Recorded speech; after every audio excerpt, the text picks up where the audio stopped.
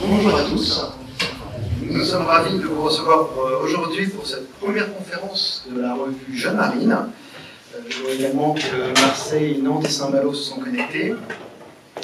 Alors, Jeune Marine est né en 1943, d'une idée avant-gardiste pour notre époque de vouloir relier les élèves et les anciens élèves.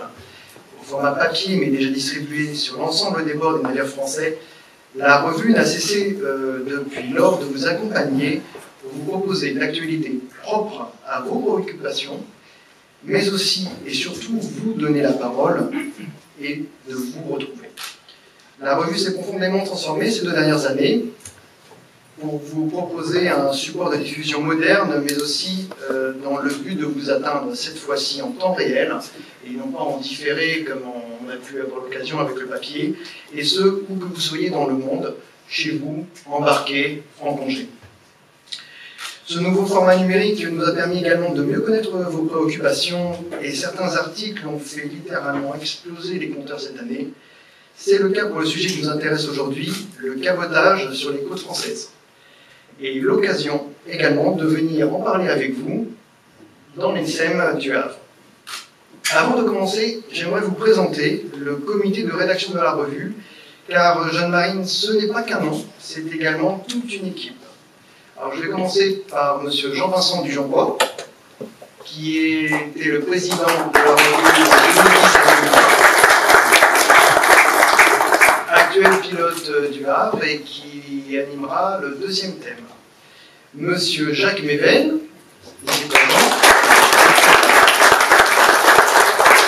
directeur de la publication depuis 2010, pilote de scène de Saint-Pierre-et-Miquelon et récemment en retraite et contributeur pour les antiquités de marine depuis des dizaines d'années. Nous avons également à nos côtés Éric Houry,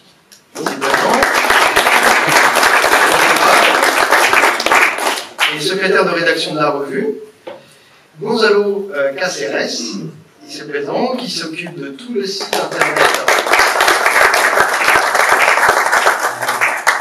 Mathieu Burnel, alors certains le connaissent en tant que professeur à l'ENSM, qui est notre secrétaire de rédaction remplaçant et contributeur shiplover pour la croisière. Et enfin, Louis Moutard, qui est parmi nous également, élève, contributeur suisse de la revue. Et enfin, j'ai le plaisir de vous présenter le meilleur contributeur de nos pages, grâce à qui nous sommes tous ici aujourd'hui, M. Éric Blanc.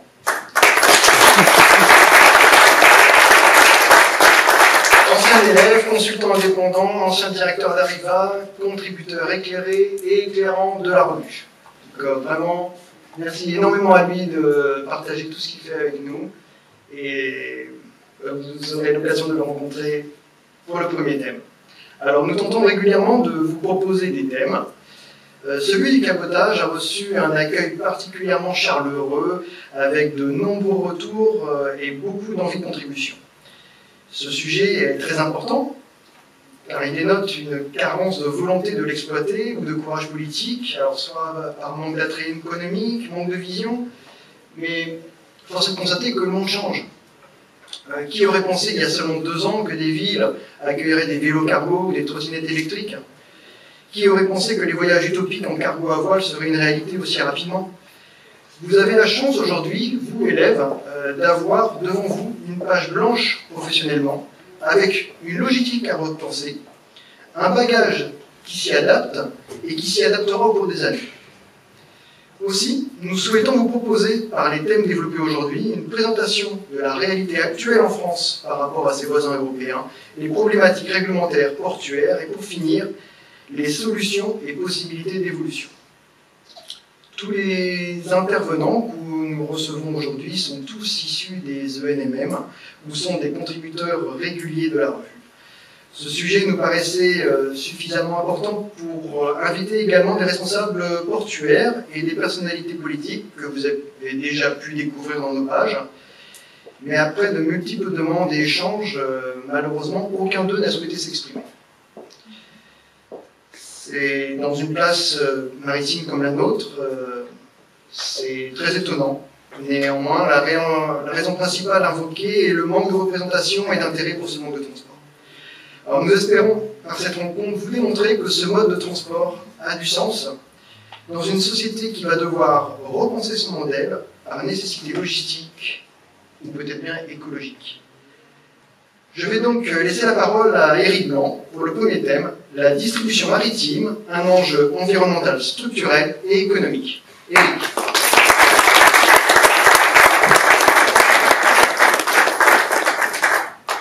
Alors, le principe d'une table ronde, c'est de ne pas être tout seul. Donc, je vais proposer à Antoine Persson, à Nice Joyeux, à Charles Gauthier, à Henri Caubrière de nous rejoindre et de prendre place ici avec nous.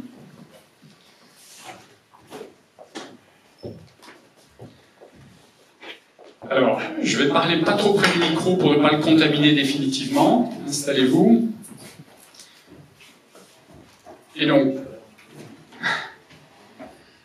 pour vous présenter nos intervenants, donc Henri Caubrière, président des pilotes de port, ouais, vous le direz beaucoup de moi, Nice Joyeux, un des créateurs de Zéphyr et Boré, Antoine Persson, le secrétaire général du groupe Louis Dreyfus Armement, et Charles Gauthier, le capitaine d'armement de Marfret. Voilà. Quant à moi, je suis une promotion moyenâgeuse. J'arrive à un âge où on ne dit plus l'année de sa promotion. Voilà, d'abord, je vous remercie de montrer aux élèves tout l'intérêt que vous portez à ce sujet maritime en vous mobilisant avec nous aujourd'hui. Et je vous demande également d'applaudir nos intervenants.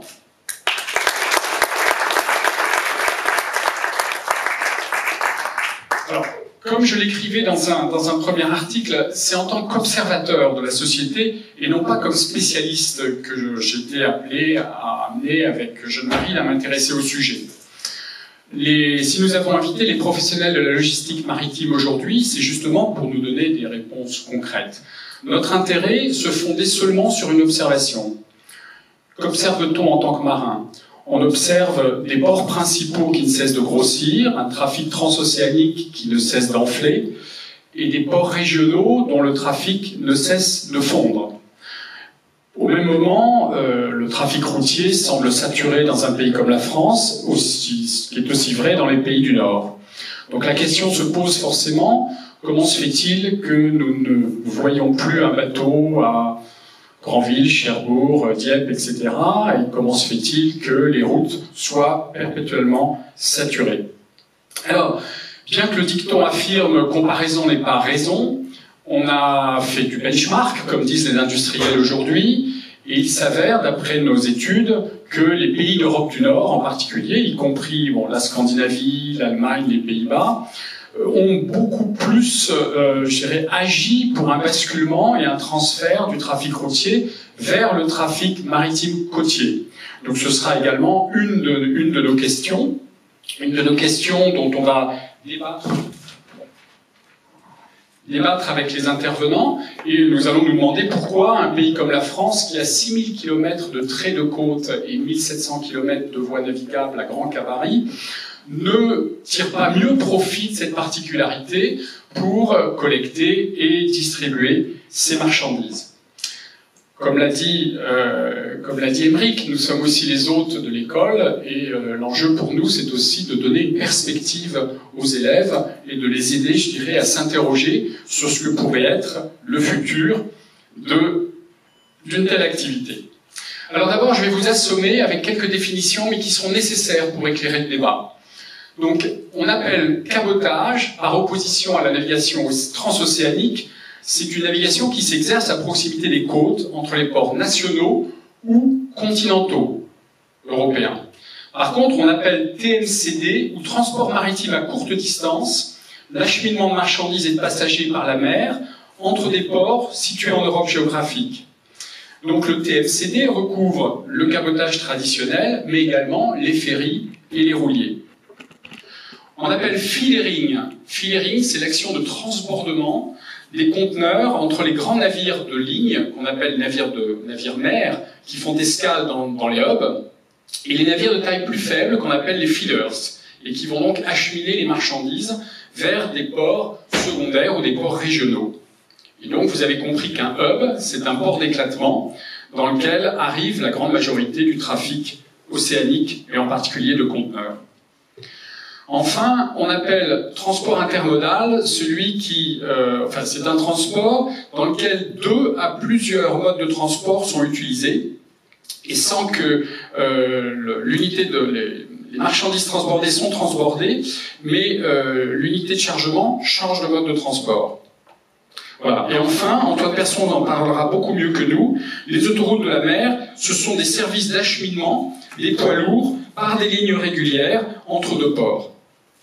Ces définitions étaient nécessaires pour éclairer le débat, et donc je vais commencer à poser une première question, et ma première question va à Henri Caubrière, pour demander à Henri si, Henri, vous partagez cette observation, ce constat d'un déséquilibre croissant entre les hubs et les ports régionaux, et pour vous demander si, dans votre carrière, vous avez vu le nombre de caboteurs français et européens évoluer dans le cadre de vos activités de pilotage. Bref, qu'en est-il du trafic régional ou en Seine? Est-ce que vous pouvez illustrer?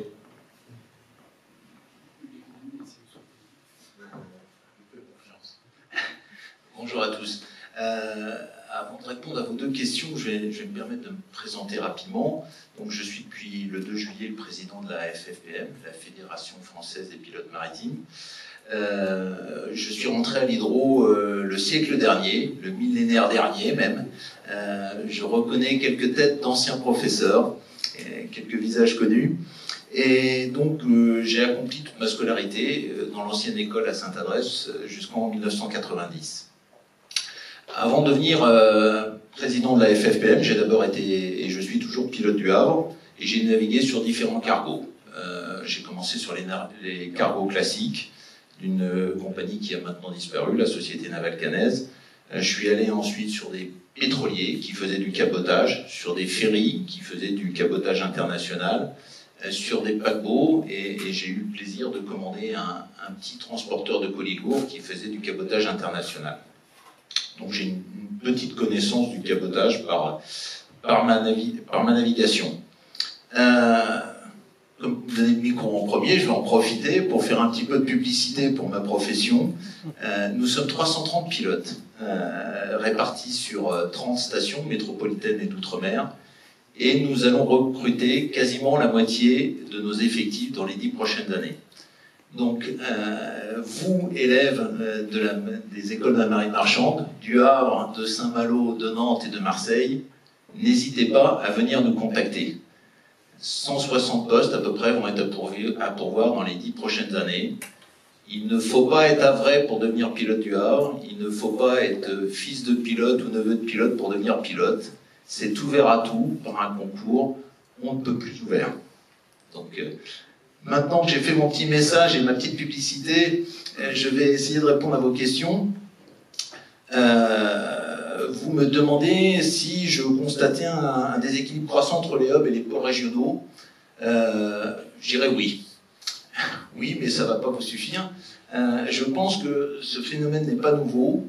Il est dû à 3 principales raisons, qui est l'augmentation de la taille des navires et malheureusement la non-augmentation de taille des ports. Ce phénomène est assez ancien. En me plongeant dans les archives de notre fédération, j'ai retrouvé des écrits de pilotes de certains ports qui ont maintenant disparu. Les pilotes du port de Trouville qui se plaignaient que la taille des bateaux augmentant, ceux-ci ne pourraient plus venir dans leur port. Le nombre de ports de commerce qui ont disparu est relativement important. Ils ont disparu non pas parce qu'ils n'avaient pas d'attrait, mais parce qu'ils ne pouvaient pas s'étendre. Donc ça, c'est un phénomène, à mon avis, important dans cet accroissement, c'est que certains ports n'ont pas pu recevoir les bateaux qui, eux, n'ont cessé que de croître. Lorsque j'ai commencé à devenir pilote, nous recevions au Havre un caboteur qui faisait 65 mètres, je crois, de mémoire, qui n'était pas franchi au pilotage obligatoire et qui venait exporter du ciment du Havre.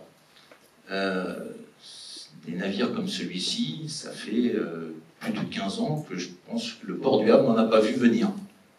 Donc on a eu une augmentation de la taille des navires et malheureusement, pour certains ports, une impossibilité d'augmenter leur place à quai et leurs accès. Le deuxième phénomène qui me vient à l'esprit par rapport à cette problématique et à effectivement cette augmentation de déséquilibre, c'est la modification des échanges commerciaux. Nous étions jusqu'à la décolonisation un pays d'exportation. Nous sommes devenus maintenant un pays d'importation et d'importation en provenance d'une quasi-destination unique, à savoir l'Asie. Avec l'accroissement de la société de consommation et les gens qui veulent changer régulièrement de produits, eh bien, nous avons créé un flux important et il serait inconcevable actuellement de faire transporter toutes ces marchandises par des cargos. La mer serait remplie de navires. Donc on est arrivé à la situation qu'on connaît actuellement, des porte-containers toujours plus gros, 400 mètres actuellement, qui nous dit que l'on s'en tiendra là, nul ne le sait actuellement. Peut-être l'accès au port, qui même ce qu'on appelle les hubs seront à un moment limités et ne pourront pas recevoir des navires plus gros. Donc voilà le deuxième point. Et le dernier point, je pense, c'est la faiblesse du coût du transport routier par rapport au transport maritime. Toutes les tentatives de ce qu'on a appelé du ferro-maritime ou autre, on l'a bien vu, on a eu des tentatives de lignes pour faire monter les camions et les faire aller en Espagne de Saint-Nazaire, entre autres, eh bien, se sont soldés par des échecs économiques parce que finalement le transport routier était moins cher que le transport maritime. Maintenant, pour le nombre de caboteurs qui aura évolué dans le cadre de nos activités de pilotage, tous les ans, nous faisons une moyenne du volume moyen, des navires qui touchent nos ports. Et quel que soit le port, ce volume moyen est en augmentation constante. Donc, ce qui signifie, ce volume moyen étant le produit de la longueur par la largeur et par le tirant d'eau des navires, c'est que d'année en année, quel que soit le port, eh bien, les navires, même s'ils diminuent en nombre, eh bien, ils augmentent en taille. Et on revient à notre problématique initiale. Merci beaucoup Henri pour ces précisions. Alors, avant de poser ma deuxième question, il est certain que tout le long de cette conférence, je me référerai aux expériences des autres pays. Hein, et donc, les observations que je fais ne sont pas toujours identiques, effectivement, mais on va permettre à Antoine Persson et Charles Gauthier de débattre justement de cette différence apparente entre le feedering sur nos côtes atlantiques et le feedering entre des ports comme Hambourg et la mer Baltique ou entre Rotterdam et les pays du Nord. Donc Antoine Persson avec l'expérience de l'autoroute de la mer chez Dreyfus et Charles, j'ai vu que le site de Marfret titré, le site web, le site internet titré Marfret 2000-2005, retour au cabotage, ce qui me fait dire que vous devez en avoir une expérience forte également à l'international. Donc ma question est donc la suivante, à vous deux. Quels sont les freins, les autres freins, Henri en a décrit certains, quels sont les freins que rencontre le trafic côtier en France et pourquoi n'est-il pas comparable à celui qu'on observe dans d'autres pays ?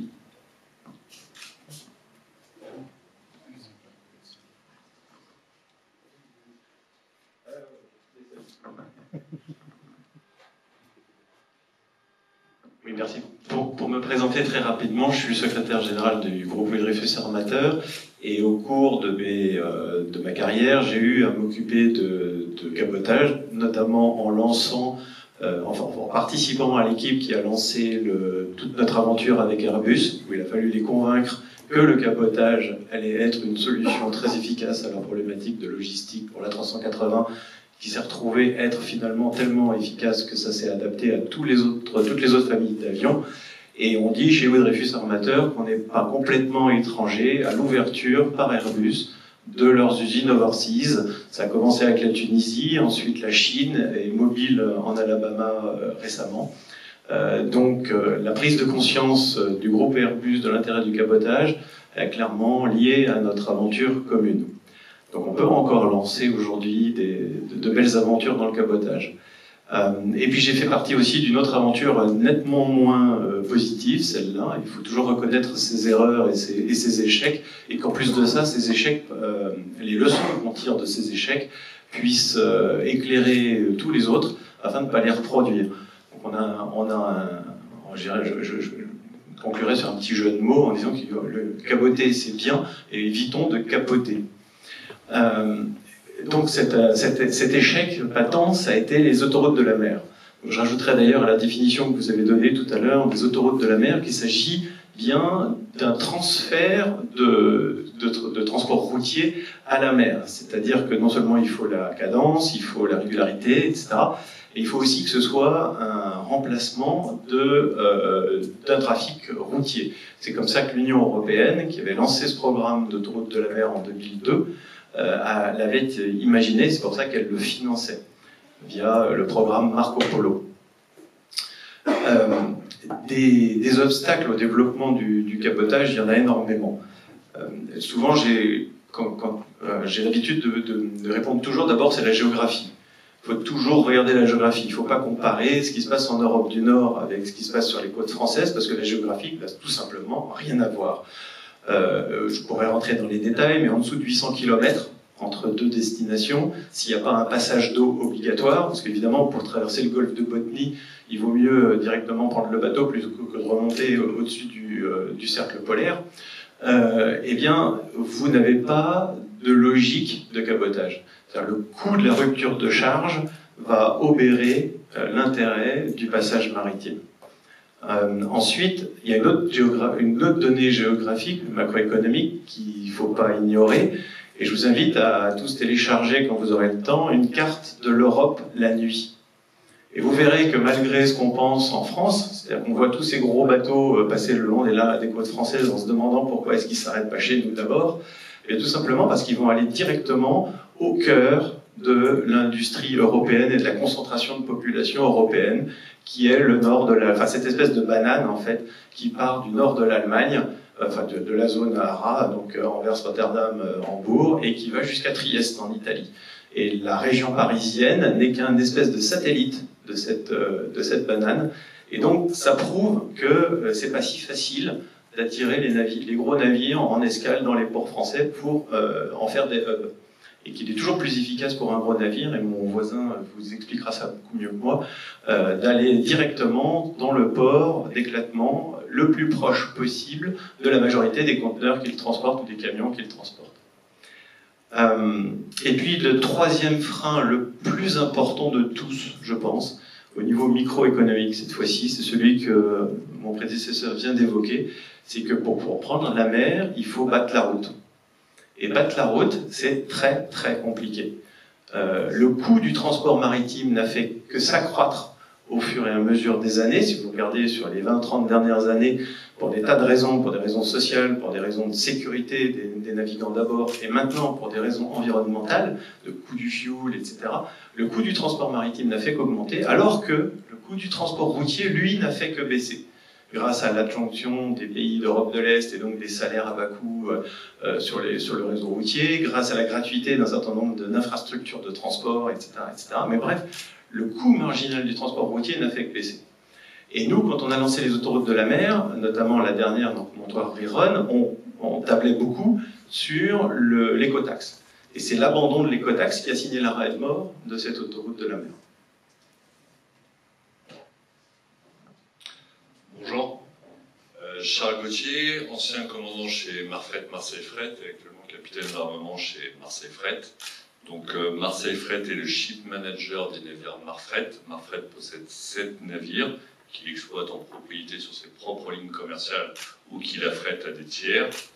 Et nous opérons principalement sur des axes sud, notamment entre l'Europe et l'Amérique du Sud. Et nous ne sommes pas représentés sur l'Asie, donc nous ne connaissons que peu la massification importante des groupes sur l'Asie. Et nous avons des navires de 2500 EVP jusqu'à 500 EVP. Donc nous rentrons dans la catégorie des feeders. Cependant, nous n'exploitons pas nos navires sur des lignes de feedering indépendantes et nous restons sur du transocéanique. à ce jour, être capable d'exploiter sur des lignes de feedering, c'est d'être capable de lutter sur la contrainte du temps. Il semble en France impossible de battre le délai de livraison en door-to-door avec la voie routière, et les ports secondaires ont des contraintes de temps beaucoup plus importantes et une logistique hors maritime moins développée. Je considère que le fret maritime, pour être viable sur les ports secondaires, nécessite un minimum de fret import-export qui à ce jour n'est pas connu par l'entreprise Marfret. Je pense que il y a quand même une lueur d'espoir sur le développement, puisque avec l'horizon 2023 et la nécessité de réduire les puissances et réduire les émissions, on peut croire qu'on va tous avoir le devoir de réduire nos puissances machines, réduire nos vitesses, et ainsi être obligé de développer une massification sur des hubs, et du coup faire du feedering sur des ports secondaires. Merci Antoine, merci Charles. Alors, je suis presque aussi têtu qu'un breton, donc je continue toujours à défendre mon point de vue. Pour ceux qui connaissent la géographie du nord de l'Allemagne, Hambourg, 120 millions de tonnes par an. Lübeck est à 67 km de Hambourg et fait plus de 20 millions de tonnes par an. Rostock est à 200 km de la mer, n'a pas d'arrière-pays industriel et fait aussi, je crois, plus d'une vingtaine de millions de tonnes par an. Et j'oublie Cuxhaven, j'oublie Bremerhaven, j'oublie tout ce collier de ports du nord de l'Allemagne qui se distribue de manière beaucoup plus judicieuse. Et bien sûr, j'apporte la contradiction, mais pour ceux qui connaissent, l'accès au port... Allô ? Oui. L'accès au port de Hambourg, de Cuxhaven, de Bremerhaven, etc., ne sont pas des accès simples. Hein ? Voilà. J'ajouterai à ça qu'aujourd'hui, je suis entièrement d'accord avec la difficulté de traverser une mer par rapport à en faire le tour, mais je dirais simplement qu'aujourd'hui, vous avez 100 feeders qui travaillent en Baltique. 100 feeders, 34 lignes régulières qui travaillent en Baltique. Voilà, je cherche juste à comparer ce qui est comparable, et Antoine a parfaitement raison de dire attention à la géographie, attention à l'interland industriel ou pas. Je crois malgré tout qu'on trouve des exemples et des contre-exemples dans ces différents domaines. Alors, ma question à Niels Joyeux, dont je rappelle qu'il est un des courageux créateurs de Zéphyr et Boré. Alors, quand on fait quelques calculs de coin de table, hein, qui sont contredits parfois par l'expérience, on a le sentiment que si on remplit un navire de conteneurs, un navire de 500 conteneurs, on va avoir un véritable gain en énergie par rapport à 500 camions. Hein, à condition, bien sûr, que les navires soient pleins. Aujourd'hui, c'est le sentiment arithmétique que l'on a. Niels, si on y... est-ce que vous pensez-vous que ce basculement route-mer, y compris avec les futures technologies, peut vraiment être une réponse aux préoccupations environnementales actuelles?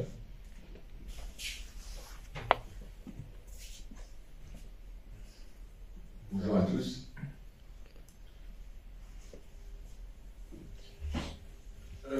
Donc rapidement, Niels Joyeux, j'ai fait ma formation ici à l'Hydro au Havre il y a une petite dizaine d'années. Et donc j'ai cofondé avec Bernard Kies et puis deux autres collègues, Zéphyr et Boré. Et donc on développe une compagnie maritime de transport à la voile. Donc est-ce que ça peut contribuer à l'essor du short sea, l'aspect écologique? Oui, je pense, parce que en fait, nous, on est amené forcément à essayer d'aller démarcher des groupes qui visent la décarbonation de leur activité. Et je pense que il y a 10 ans, 5 ans, c'était un peu des vœux pieux, et maintenant, ils ont vraiment des objectifs très ambitieux, et donc il ne va pas y avoir vraiment de choix. Il y a 5 ans, à un moment donné, on parlait beaucoup de propulsion électrique, enfin de stockage d'électricité en batterie, et puis de camions hydrogène, et on a cru que ça pouvait tuer les espoirs de faire du short sea. Et en fait, j'ai pas l'impression que l'Europe sera sillonnée par des camions électriques ou à hydrogène dans les 10-15 ans qui viennent. Et donc, si on mise sur la mise en place d'une taxe carbone ambitieuse, ce qui me semble être dans les cartons là, pour les les années qui viennent. Le shipping, c'est vraiment le moyen de s'approcher du zéro émission. Si on consent à réduire franchement la vitesse des bateaux de 15 à 10 nœuds et qu'ensuite on utilise les voiles pour décarboner une bonne part de la propulsion, on peut largement décarboner le transport. Donc oui, je pense que l'aspect écologique, ça va être un des moyens de rendre les navires plus compétitifs. Parce que donc Monsieur Persan a bien résumé la question. Nous, on n'a pas du tout la même expérience que nous, Dreyfus Armateur, mais on s'est déjà frotté à des projets en short sea. Je ne vais pas dire avec quelle entreprise, mais je vais faire l'analogie avec un constructeur de voitures, par exemple, qui devait importer des pièces de voitures pour les assembler dans son usine. Eh bien, on a eu beau retourner le problème dans tous les sens, à la fin, c'est impossible d'atteindre les mêmes performances en termes de fréquence, de réactivité, de lead time, de souplesse que ce qu'il avait avec la solution qu'il avait en place, c'est-à-dire le transport routier. Donc, pour arriver à concurrencer la route, il va falloir franchement baisser le prix et être écologiquement beaucoup plus performant. Et à ce moment-là, il y aura peut-être un virage, mais sans ça, c'est vrai que ça paraît compliqué. Antoine, je peux bien que vous avez cité une expérience différente des calculs que j'avais fait et que vous étiez beaucoup plus modéré, je dirais, sur le gain en énergie et en CO2 qu'apporte le feedering ou le roulier par rapport à la route pure. Est-ce que vous pouvez développer ? Oui, donc il faut se rappeler que les autoroutes de la mer, lorsqu'elles ont été imaginées, elles n'ont pas été imaginées pour des raisons écologiques par la Commission européenne. On est en 2000, 2002, et à ce moment-là, l'écologie n'est pas encore complètement au cœur des préoccupations, enfin le plus haut dans l'agenda. C'est pour des raisons de croissance économique et de congestion sur les réseaux routiers. Donc l'Union européenne avait identifié un certain nombre de points de ce qu'ils appelaient des bottlenecks, donc comment on dit en français, vous avez compris, des goulets d'étranglement, merci, des goulots, et qu'il fallait dynamiser ces goulots d'étranglement, notamment aux frontières. Alors il y avait le passage entre la France et l'Italie, la France et l'Espagne, en ce qui concernait la France, et qu'il fallait trouver des solutions pour pouvoir contourner ces goulots d'étranglement qui allaient, si on ne les adressait pas, être des freins au développement économique des régions concernées. Et donc, c'est pas sur un calcul écologique qu'on a construit les solutions d'autoroute de la mer.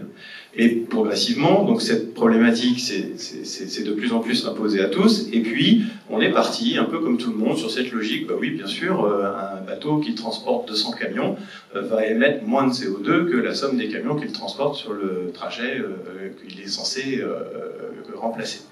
Et puis, on a fait le calcul. Et puis je vous laisse deviner, évidemment, vu ce que je suis en train de vous dire, que le calcul, c'est que le bateau, même à 100% de capacité, il est tout juste meilleur que la route. Parce qu'un ro-ro, ça va vite, ça consomme énormément de carburant à la vitesse à laquelle il va, et ça transporte du vide. Là, le deadweight d'un ro-ro, c'est 4000 tonnes. Et souvent, on a cette image du transport maritime où on met toujours au numérateur le deadweight du navire en se disant, bah oui, on divise par 150 000, 200 000, etc. Donc c'est extraordinairement écologique, ce qui est vrai, mais pas pour les bateaux comme les ro-ro. Donc il faut vraiment faire le calcul. C'est pour ça que quand on réfléchit à ces sujets-là, il faut rentrer dedans. En plus de ça, c'est très simple, ça ne demande pas des connaissances exceptionnelles. Il faut rentrer dans les calculs pour savoir ce qu'on fait et ce qu'on dit. Et j'ajouterais que aujourd'hui, je pense que la meilleure chance pour le développement du cabotage, c'est le Covid. Parce que le Covid, il nous a fait comprendre que notre système logistique du zéro stock est catastrophique. Que le système logistique qui veut que tous les stocks soient à bord des bateaux est catastrophique. Et ça va changer radicalement l'organisation dont Niels vient de parler chez les constructeurs automobiles, mais aussi chez un certain nombre d'autres entreprises. On sait ce qu'aujourd'hui ça pèse pour un constructeur automobile d'avoir zéro stock sur l'informatique embarquée dans les voitures. Je ne sais pas combien de milliards ont perdu l'industrie automobile cette année parce qu'elle avait zéro stock sur les chips. Donc ça va tout changer, parce que du coup, c'est à cause de ce zéro stock que les temps de transit se sont réduits au maximum, qu'on a accéléré au maximum tous les systèmes logistiques, etc., qu'on a mis de la vitesse absolument partout. Et c'est ça qui a grippé le système.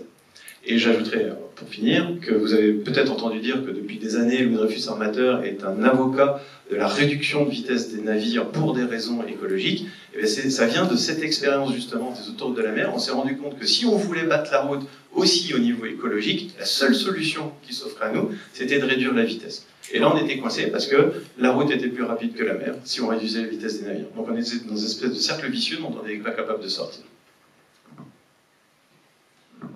Alors, c'est peut-être là la différence entre le concept d'autoroute de la mer avec des rouliers, des remorques, et le feelering qui, lui, transfère un nombre de conteneurs donnés sur un bateau, avec certainement une rationalisation de l'espace plus important. Et donc, quelque part, quand on compare... Parce que, tout de même, on l'a dit, basiquement, si on compare la puissance d'un moteur nécessaire pour bouger un navire et la puissance d'un camion, on arrive quand même à des ratios intéressants, même si le rendement des moteurs thermiques sur les navires n'est pas encore optimisé. Donc, on peut tout de même penser que le feelering va être plus rationnel en termes d'énergie dépensée. So, Charles, vous êtes plutôt, vous, sur des expériences de cabotage cargo feelering ou plutôt sur des expériences rouliers?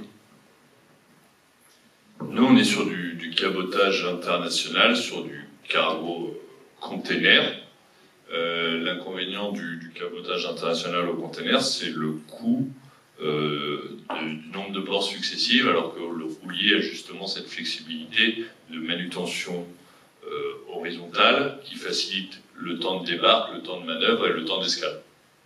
Dès qu'on se heurte au lolo, au vertical, on va devoir faire face à toute une logistique portuaire, des shifts de docker, qui eux sont non maîtrisés et sur lesquels le coût devient problématique.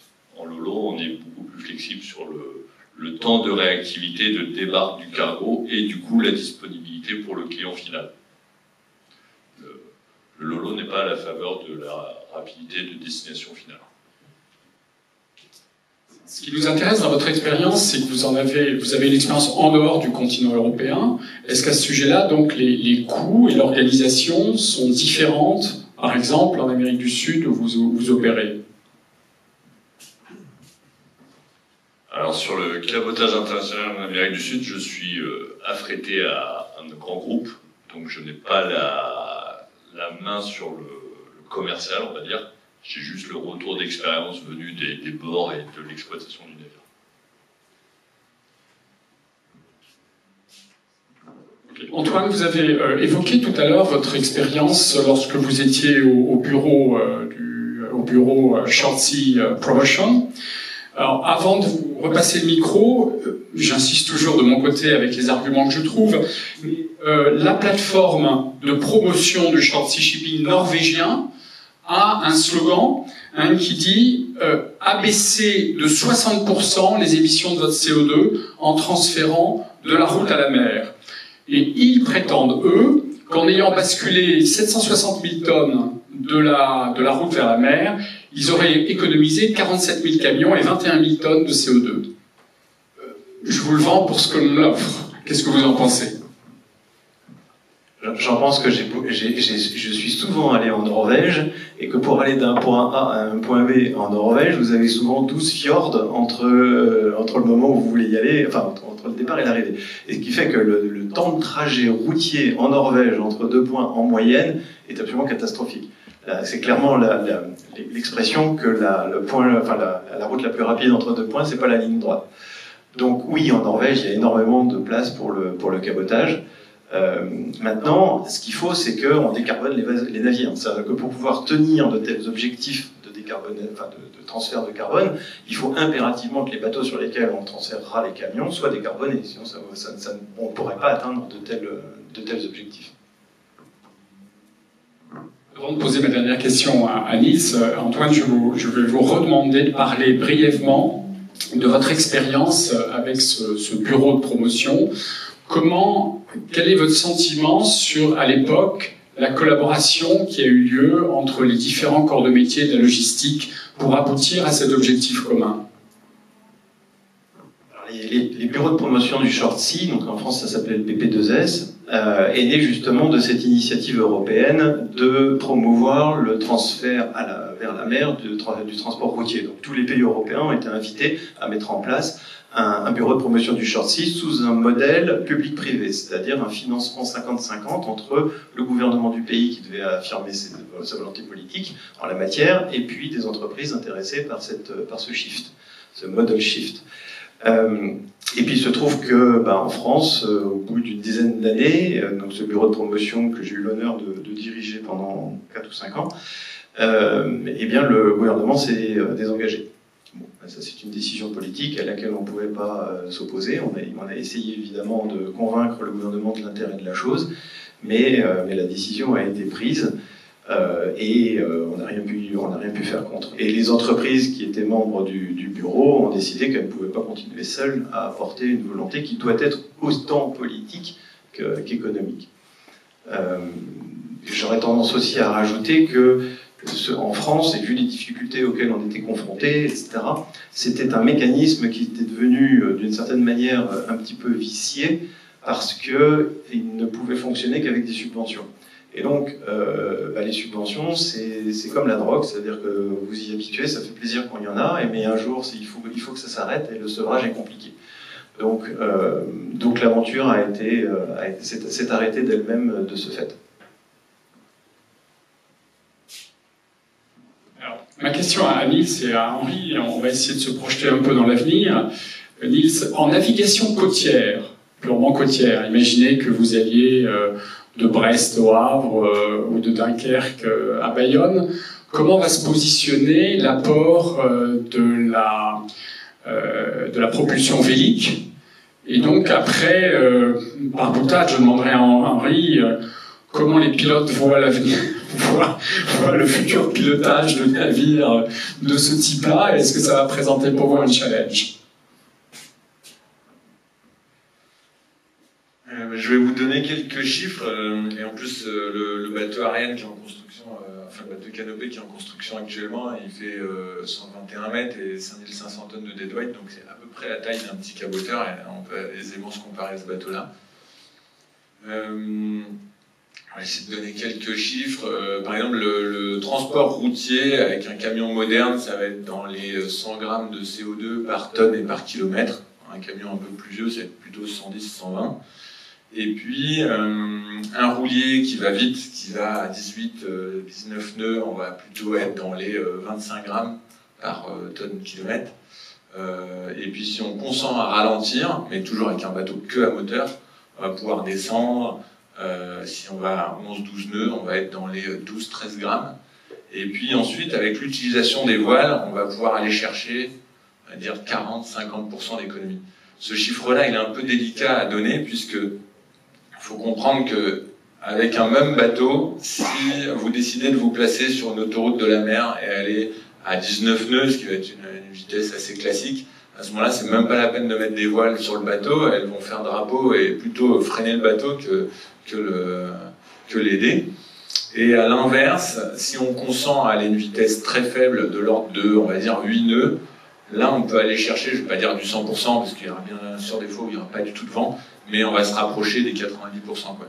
Donc vous voyez qu'entre 8 nœuds et 19 nœuds, sur une fourchette de 10 nœuds, on passe de 0 à 90, et donc chaque nœud va beaucoup influencer sur le ratio d'utilisation voile vs moteur. Donc, avec tout ça, c'était intéressant ce que disait Antoine Persson, que finalement, si on essaie de jouer au même jeu que les camions aujourd'hui, avec les règles du jeu actuelles, en fait, faut voir les choses en face. C'est pas que c'est mort, mais pas loin. Et à part en Europe du Nord, pour toutes les raisons déjà évoquées. Et donc, les seules chances, à mon sens, après, c'est ce que je pense, mais les seules chances pour que le short sea puisse vraiment progresser, c'est que les règles du jeu changent, et pour ça, il faut, il y a eu plusieurs pistes qui ont été évoquées. Il y avait l'histoire de l'écotaxe, il faudra que les camions payent un peu plus les infrastructures routières, il faudrait une bonne taxe carbone, et il faudrait aussi réduire le dumping social avec, éviter de pouvoir embaucher les chauffeurs d'Europe de l'Est. Et donc, avec tout ça, et puis une ambition forte du marché et des chargeurs de décarboner leur logistique, on pourrait tendre vers un monde où on utiliserait des bateaux qui vont à 10 nœuds, équipés de voiles, et là, on serait beaucoup plus écologique, et aucun autre mode de transport pourrait venir chercher le transport maritime. C'est passionnant. Et donc, Henri, il faut s'attendre à avoir un nombre beaucoup plus important de navires dans le futur, et donc à piloter des navires qui seront non seulement plus nombreux, mais équipés de technologies totalement nouvelles. Eh bien, les pilotes n'ont qu'un souhait, c'est qu'il y ait de plus en plus de navires dans leur port. Donc, actuellement, nous sommes en train... un des gros soucis de la Fédération française des pilotes maritimes, c'est la survie de certains petits ports. Vous avez cité tout à l'heure le port de Granville. Le port de Granville n'a pas vu de navire de commerce depuis 2 ans. Il y a toujours un pilote qui, heureusement, a une autre activité. Le port du Tréport, un petit peu plus proche, a une grosse problématique également avec une fente de son trafic qui fait que la survie de l'activité du pilotage et même du port est en question. Nous travaillons avec l'administration, nous travaillons avec les chambres de commerce. Laurent Letty, président de la Seine, qui est présent, et avec moi un membre ardent de la défense du maintien de ce port, de l'activité de ce port. Moi, je vois des signes positifs dans l'évolution actuelle. Donc, comme je vous l'ai dit tout à l'heure, je pense que le fait qu'on soit devenu un pays importateur fait que vous avez relativement peu de choix. Quand vous commandez de la grande quantité, il faut que ça vienne par des gros navires, et après, vous n'avez plus de choix. Il n'y a que dans les grands ports. Lorsque vous êtes exportateur, eh bien, en règle générale, vous exportez du lieu de production. On le voit, les expériences qui ont été mises en place récemment, telles que, je pense par exemple à l'expérience de Grain de Sel. C'est un producteur qui a décidé d'exporter avec son propre navire, et il fait partir le navire du port le plus proche de son lieu de production. Donc, si nous réindustrialisons la France et nous redevenons exportateurs, eh bien, indubitablement, nous redévelopperons nos petits ports. Je vois également un côté positif à l'avenir. Nous avons un gouvernement et un président qui a créé un ministère de la mer, qui veut faire de la France la porte d'entrée de l'Europe d'un point de vue maritime. Donc ce sont des signaux qui ne peuvent que nous réjouir. Maintenant, nous attendons de voir quelle va être la suite de ces propositions, de ces annonces. Et je vois aussi quelques signes positifs, même d'un point de vue régional. L'extension du port de Port-la-Nouvelle, c'est un chantier auquel personne n'aurait pu croire il y a quelques années. Que l'État et la région investissent plus de 250 millions d'euros dans la création d'un nouveau port qui va permettre au port de Port-la-Nouvelle de survivre, parce que sinon son accès faisait qu'il n'aurait pas pu recevoir les navires futurs, est un signe plutôt positif. Donc je suis un positif de nature, et je peux que me réjouir des signaux que je vois actuellement. Et pour terminer sur les navires qui viendront, bien entendu, nous pilotes, nous sommes en formation continue, nous sommes tous équipés de simulateurs, et ces navires-là, nous apprendrons très vite et nous formerons avant qu'ils arrivent sur le marché à les manœuvrer et à leur offrir la même prestation de service qu'aux autres navires. Merci Henri. Alors d'abord, je vais satisfaire Émeric en respectant le chrono. Je vais faire une brève synthèse. Donc, ce que nous avons vu, c'est la difficulté pour... attention au titre, nous avions choisi la distribution. C'est une logistique de redistribution. Il est évident que les navires transocéaniques n'arriveront pas demain à Bayonne ou n'arriveront pas demain à Saint-Malo. C'est une logique de redistribution. Nous avons vu avec les différents intervenants que la concurrence était féroce et relativement déloyale avec la route pour des raisons à la fois économiques et pour des raisons de just-in-time, de door-to-door.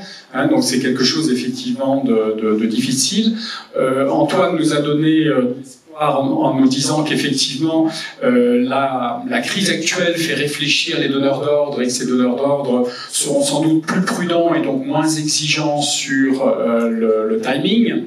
Niels nous a expliqué effectivement avec Antoine que la réduction de vitesse cumulée avec des modes de propulsion modernes aiderait la navigation côtière à être beaucoup plus vertueuse en termes énergétiques. Et donc, il y a de toute évidence encore des obstacles. C'est bien sûr avec les autres tables rondes que nous finirons le tour de la question. Il y a aussi quelques lueurs d'espoir. Après, je suis, comme Antoine Persson, assez fanatique de la géographie. Et donc, je conclurai en disant que la géographie explique une partie. J'ai eu tort de citer la Norvège parce qu'Antoine avait raison. Je connais mieux la Suède et les pays baltes. Mais réfléchissons tout de même à ce dernier chiffre. L'ensemble des ports bretons aujourd'hui, c'est 7 millions de tonnes déchargées. Qui sait où est Klaipėda? Klaipėda en Lituanie, pays plat, 48 millions de tonnes. Riga en Lettonie, pour ceux qui savent où est la Lettonie, 2 millions d'habitants en Lettonie, 24 millions de tonnes. Donc oui, il y a, et vous m'en voudrez pas Antoine, c'est le jeu d'une table ronde de discuter de chacun de son point de vue. Oui, il y a une dimension géographique, mais il y a certainement quelque part d'autres questions culturelles à se poser, et je crois que ce sera l'enjeu des deuxième et troisième tables rondes d'aborder ces différents sujets. Merci beaucoup, vos contributions ont été extrêmement riches et très très informatives pour nous. Merci.